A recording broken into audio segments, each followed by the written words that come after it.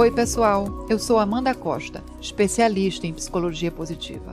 E o tema desse episódio é a culpa que a gente acaba sentindo por não conseguir evitar certas perdas. É a culpa no luto.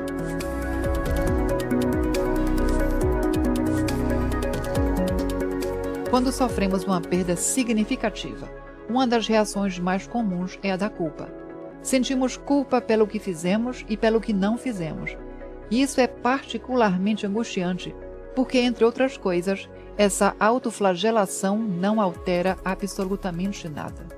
Se a culpa pudesse retroceder o tempo, para que pudéssemos fazer as coisas de maneira diferente, seria muito bom. Mas não é esse o caso. Toda a autorreprovação e autoculpa que formos capazes de alimentar não podem mudar o que aconteceu. E tudo o que a culpa faz é acumular dor sobre dor. Será que a dor da perda, do luto, não é o suficiente? O que a culpa constrói além de amplificar o sofrimento? Mas nós gostamos de alimentar a culpa porque ela nos dá a ilusão de controle. É por isso que agimos assim.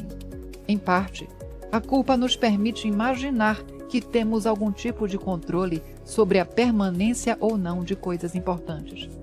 Mas o fato é que certas perdas estão completamente fora do nosso controle.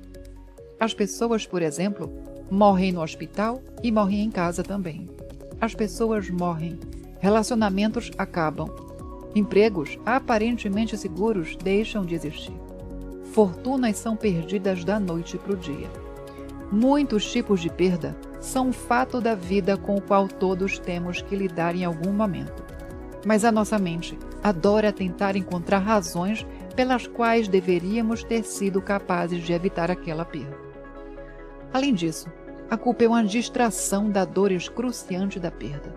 O luto dói de maneiras que a gente não pode nem imaginar até vivenciá-lo, porque é a dor da ausência. E diante de tanto vazio, a culpa nos dá algo para mastigar, nos permite contar a nós mesmos todo tipo de histórias, e todas elas terminam com um final diferente daquele que não pode ser mudado. A culpa continua uma história que na realidade já acabou. Então, mesmo enquanto nos causa dor, a culpa também é estranhamente reconfortante. Ela nos distancia do final que não queremos aceitar. É como se de alguma forma outro final pudesse existir em algum lugar. E o grande problema é que na medida em que passamos por nosso luto, a culpa pode se tornar um hábito, como a letra de uma música chiclete que fica presa na nossa cabeça. Pensamos em círculos, parece que cavamos uma vala no cérebro e conectamos os neurônios da perda, do amor e da culpa juntos.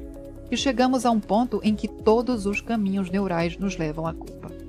E por mais simplista que pareça, a única maneira de consertar isso é parar, pisar no freio, dar um passo para trás e olhar para a realidade. Olhe como as perdas acontecem em todos os lugares, todos os dias, em inúmeras circunstâncias.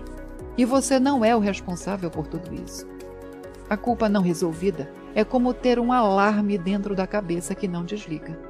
Se você tem um alarme que nunca para, é difícil se concentrar, já que a sua atenção é constantemente tomada por rajadas de sentimentos de culpa. Isso significa que a culpa torna difícil até pensar direito, já que ela compete por sua atenção com as demandas do trabalho, da escola e da vida em geral. E a culpa geralmente vence essa disputa. Alguns estudos já identificaram que a concentração, a produtividade, a criatividade e a eficiência são significativamente menores quando você está se sentindo culpado. É claro que existem situações em que é muito saudável sentir culpa, mas a diferença principal entre a culpa saudável e a não saudável é a origem e a intensidade da emoção. A culpa saudável é uma resposta natural e apropriada a uma situação em que realmente agimos de maneira errada. Enquanto que a culpa não saudável é um sentimento excessivo e inadequado de ser responsável por algo ou de falta de perdão. Às vezes, essa culpa não saudável pode se disfarçar de atestado de bondade. Por isso, quando sentimos culpa em situações desnecessárias e quando seguramos essa culpa por muito tempo, Temos a sensação de que estamos sendo uma boa pessoa, uma pessoa responsável.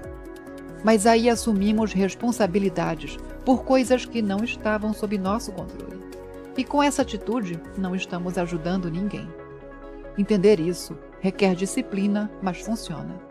Sempre que pensar naquela perda e sua mente mergulhar na culpa, pare e faça qualquer coisa além de se deixar entrar na culpa e na autoacusação.